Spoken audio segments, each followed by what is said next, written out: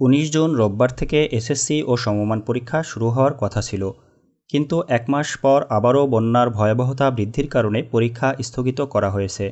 আজ সকালে শিক্ষা মন্ত্রণালয়ের এক সভায় এ সিদ্ধান্ত নেওয়া হয়। বোর্ড বলছে ১৯ জুন থেকে পরীক্ষা শুরুর সকল ধরনের প্রস্তুতি শেষ, কিন্তু বন্যা পরিস্থিতির অবনতি হওয়ায় এ সিদ্ধান্ত নেওয়া হয়। বন্যা পরিস্থিতি স্বাভাবিকের দিকে গেলে এই পরীক্ষা নেওয়া হবে, তবে ঈদের আগে এই পরীক্ষা হওয়ার সম্ভাবনা নেই।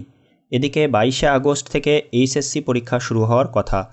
এ পরীক্ষাও পিছিয়ে যাওয়ার কথা জানিয়েছে বোর্ড, কেননা এসএসসি পরীক্ষা শেষ হওয়ার পরেই এইচএসসি পরীক্ষার প্রস্তুতি নিতে একটু সময় লেগে যায়। শিক্ষা বোর্ড থেকে প্রকাশিত নোটিশে বলা হয়, বন্যা পরিস্থিতির অবনতি হওয়ার কারণে আগামী ১৯/৬/২০২২ তারিখ থেকে সারা দেশে একযোগে অনুষ্ঠিতব্য এসএসসি ও সমমান পরীক্ষা ২০২২-এর সকল পরীক্ষা স্থগিত করা হলো।